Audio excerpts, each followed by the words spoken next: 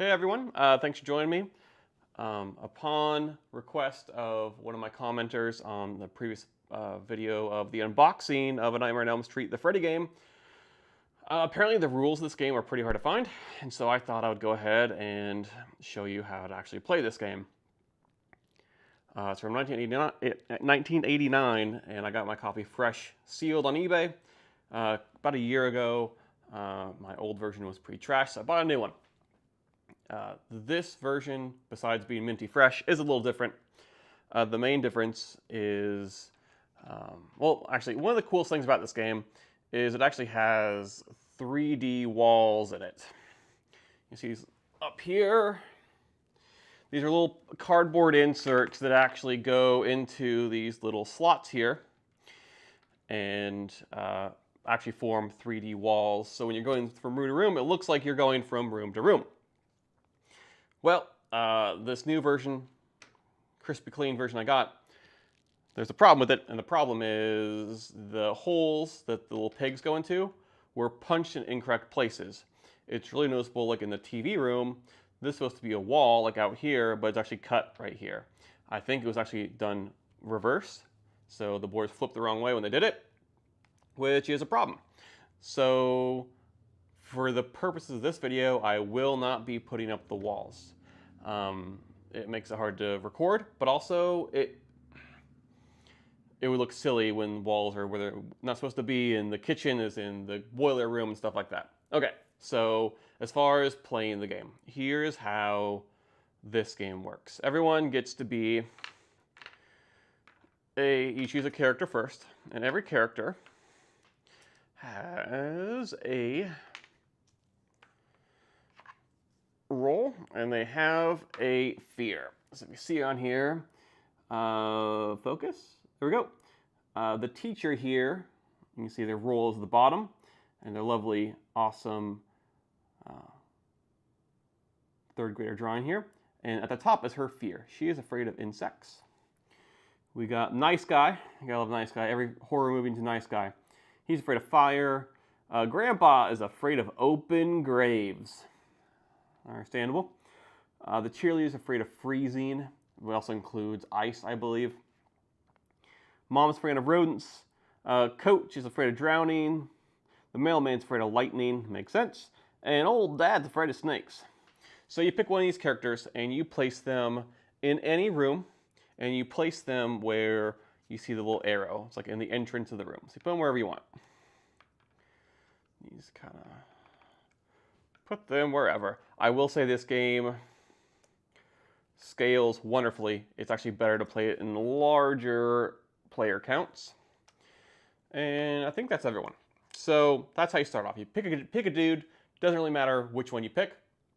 And you pick a starting location, which is shown by the little arrow. So next thing you do. This is actually one of the earliest hidden identity games I could find. So there are two decks of cards. There is a black backed deck and a white backed deck.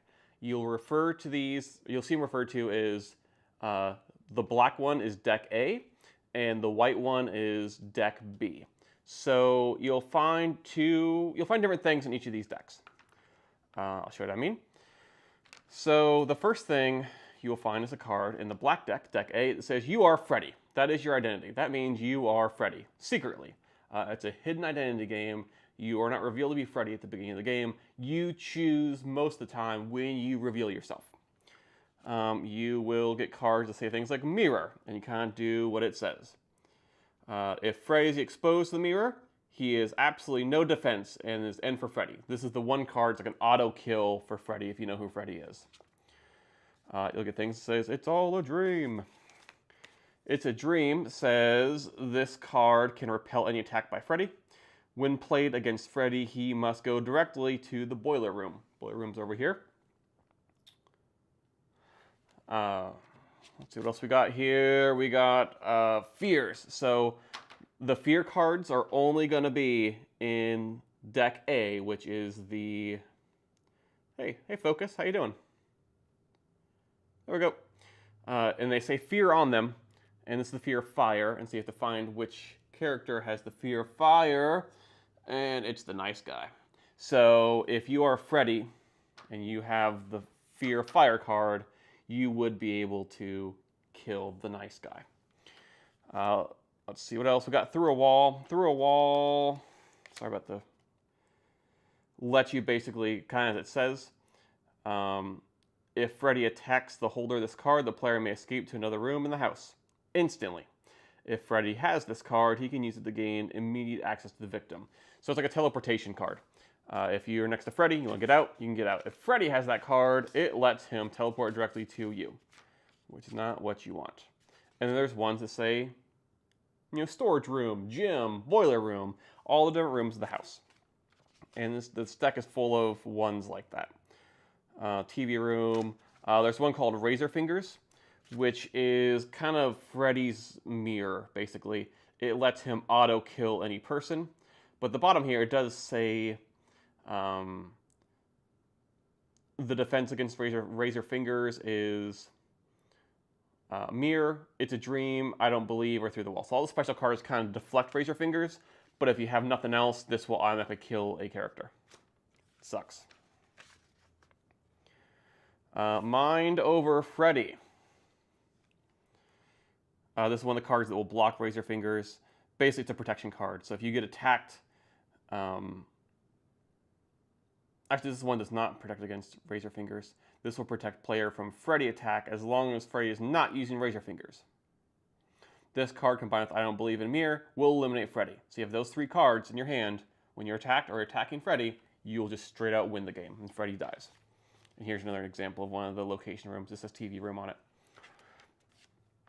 And those are the ones in deck A, which again is the black backed deck.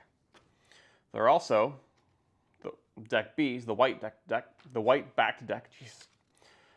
You'll get the I don't believe card, which is referenced before. This will protect a player from any attack by Freddy unless he has your personal fear. When combined with Mind over Freddy and a weapon, will eliminate Freddy. So it kind of gives you an idea of what you need, what card combinations you need to finish the game, basically, on the good guy's side. This card says, who is Freddy?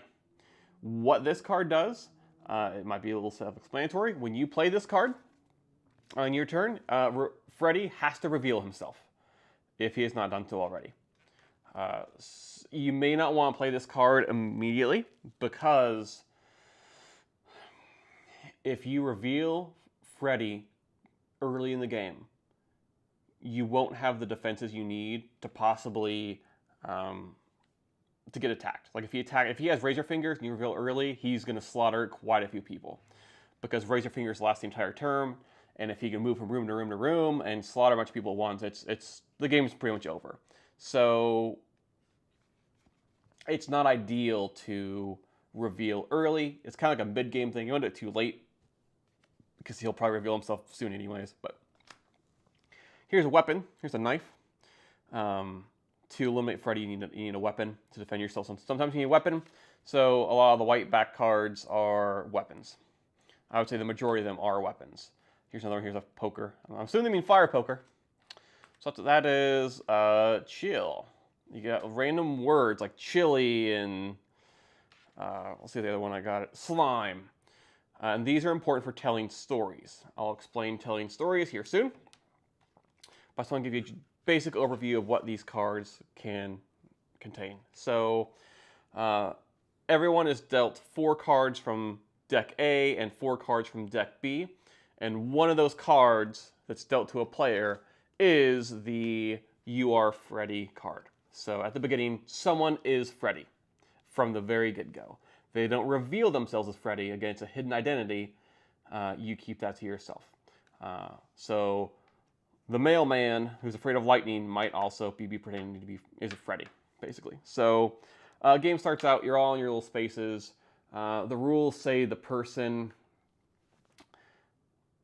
who rolls the die the lowest goes first, but it doesn't really matter. Any way you want to pick to choose who goes first is how you do it. The instructions, I'll show the instructions here shortly. They're not very good. They do take some deciphering. They do show you how to set up the board, which is nice if your board is cut the right way, but if yours is not. Oh, I will say, if you are playing this and you are setting this up, put the little black pegs right here, put those in before you start putting up the wall. If you do it the other way around, it'll just be a mess. So put in these little black pegs where there's a hole for them. You should have exactly enough, and enough for your standees. And you're good to go on that. So it'll save you a little bit of time if you do it that way. So how the game works, you roll. And let's say old dad here, old snake fearing dad, is going first, and he rolls a 5. That's a 5. You kind of follow the arrows where these things are. So I'll go 1, 2, 3, 4, 5. And this says take 2, deck A. Remember, deck A is the one with the black back. So I draw those 2 cards, and now I have a choice. I can either tell a story or I can roll again. You get 2 movements with every turn. So what tell a story means is you take cards from your hands and you, let me pull some out here. I gotta pull some random ones here. I should have done this beforehand, huh?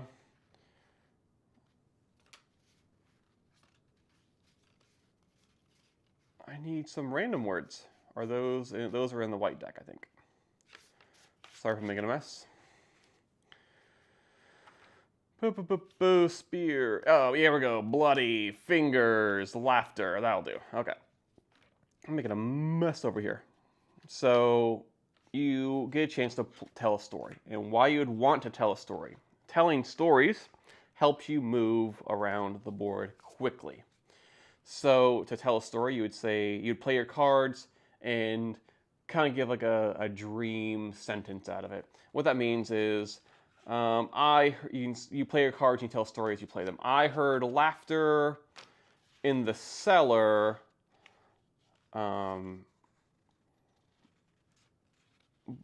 saw bloody fingers. I don't want bloody fingers, so I went to the TV room. I should probably film that, huh? So I played all cards that kind of relate to that. Cellar, fingers, TV room. If you're not in the hallway, you will need a card that says hallway, and there's quite a few of them. So, just by playing those cards, I would go to the TV room, which is right here. And that's a way you can travel around, or you can just roll again for your second action. And the other reason you'd want to do this to tell a story is it lets you get rid of cards that are in your hand that you don't want. You don't want your hand just full of weapons. You want, if you're Freddy, you want people's fears, and you want the things that attack people, and you want the mirror most definitely. The mirror is the thing you want the most because it's the one thing that will kill you, and there's only one copy of that card in the entire deck. So mirror, very important. So other things you can land on. Blind choice. Blind choice is you take one card from another player. The only stipulation of this is you cannot take a person's last white card or white backed card or their last white or black card. So basically, every player at any time has to have at least one black card, one white card. And in these situations where you are stealing a card from someone, you might steal the You Are Freddy card. And if Freddy has not revealed himself yet, you are now Freddy. It just swapped. You cannot reveal it, you keep it to yourself, but that is a situation. The hidden player can swap at certain times, which leads to a lot of fun, as you can imagine. You thought you were getting an extra card, and now you're the bad guy. Take one deck B means you take a card from the white back deck. Tell a tale forces you to tell a tale, but you do not have to move if you do not want to. You just have to get the cards out of your hand, basically. This is cut out, but this is great blind choice, which means you take one card from every player.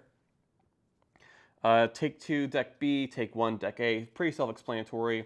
And then you got trapdoors. So trapdoors, if I'm not mistaken, send you directly to the boiler room if Freddy has not been revealed, okay?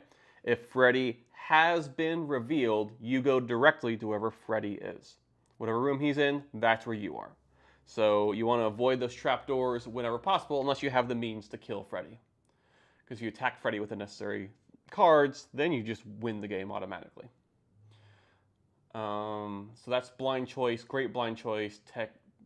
Take B deck, take A deck, take one each, obviously. Okay, so whenever Freddy wants to reveal himself, let's say old dad here, he's Freddy. And let's say Freddy is in the same room as the nice guy. During Dad's turn, he's going to say, guess what, guys? I'm Freddy. You remove the Dad card or standee from the board, and you replace it with the Freddy. Look at that guy. Look at him. So you replace it with him, and it's his turn, so he can make an attack if he wants to. To make an attack, you can just say, I have a weapon to attack you with. If he has no defensive cards to use, he just dies. There's no recourse. If he has a card to use in defense, nice guy can defend with that card. If he has, let's say, the drowning card in his hand. If Freddy has a drowning card, he does not need to be in the same room as the coach to kill him. He can just use his fear against him and kill him where he stands, unless he has one of the cards that defends against his fear. So those defense cards are really, really handy, and it's great to hoard those whenever you possibly can. The Freddy fingers, Freddy got fingers, razor fingers. A reference for you. Freddy got fingered reference. So razor fingers can be used to eliminate a player as well. It's like Freddy's main weapon, his claw. He can play that card and then play other cards as well. So let's say he attacks nice guy and kills nice guy. Then he uses a through the walls to go to the boiler room. He can then use those razor claws again to kill the cheerleader. Actually, what's even more devious is this. So Freddy at any time, as a free action, can move to the boiler room. So if he's in the same room as the nice guy, he can use a weapon to kill the nice guy, teleport to the boiler room, which you can do for free at all times, and attack the cheerleader with his razor claw. Then use through the walls to send old grandpa here to an early grave. Or an empty grave. And that's 3 players eliminated in one turn. So those razor claws, if he has the right set of cards, can be absolutely devastating. And this goes on and on until one of 2 things happens. Either every other player is killed. Sorry, coach. Or leaving Freddy, the ruler of his house. Or one person attacks Freddy, or is attacked by Freddy, and has the mirror, the I don't believe in you, and a weapon. I think it's like a 4-card combination, basically. Once you get those cards, you attack Freddy, he automatically dies. There's no defense against that combination of cards. On the rules here, it has... how else is going to show up? There are 2 ways to defeat Freddy with the mirror. Oh, it's just the mirror alone will do it. I'm sorry. I apologize for that. Or a weapon. Any card that says weapon, which is the white back card usually. And mind over Freddy and I don't believe. So if you have either the mirror or a weapon, mind over Freddy and I don't believe, those will automatically do it when you're in the same room or attacking Freddy. So that's kind of how that works. Is that it? I think that's everything. I wish there was a great way I could show you guys all the instructions. It's just 1 page. It's literally 1 page back and forth. And half of the first page is just setting up the screen there. But it's a really cool game. It's fun. It's not incredibly deep. I think this is a game that could be remade and could actually do pretty well. I think there's enough weird mechanics. Like the storytelling thing, I know it's underplayed in this video, but it's really strange the way you kind of have to make up your stories of the cards you have in your hand to dump your hand out to reach. Oh, that's one thing I forgot to mention. Whenever you play a card, when you're telling a dream, you draw that many cards of the same type. So if you play 4 white cards and 3 black cards, you're going to get 7 cards back of the same type. So you want to get the junk cards out of your hand to try to get the better cards in your hand, if that makes sense. This video went way longer than I expected it to, but I want to make sure I went over everything. Yeah, just check out this board. I want to clear this real quick and show you guys how messed up my board is. Because those little notches are supposed to be they're supposed to like kind of go through the walls here and kind of circle around. So you can put the little walls in to divvy it out. But as you can see, I got one in the middle of the hallway, which is not where you want a wall. I got several in the garage. I think the garage wall is supposed to kind of go like bink, bink, bink, like through here, like that. But instead it goes through the garage and through the path where you're supposed to be. So it's not good. TV room's got one dead center. So I don't think you want a wall in front of your couch, but I got one. Boiler room. Yep, there's one right there.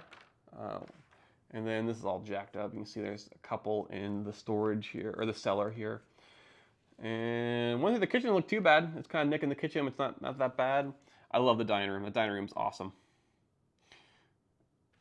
There's lots of iconic just things on this board of old Freddy stuff. It's great. And this came out in '89, so it's really the early Freddy stuff. It's not the later Dream Child, Freddy's New Nightmare type stuff, but it's pretty cool. If you guys have any questions, or if you have also seen a board that looks miscut, let me know. I'd like to see if this is super rare or if this is just like how most of the boards are. If you have any questions about the rules and then clarify, let me know. Thanks.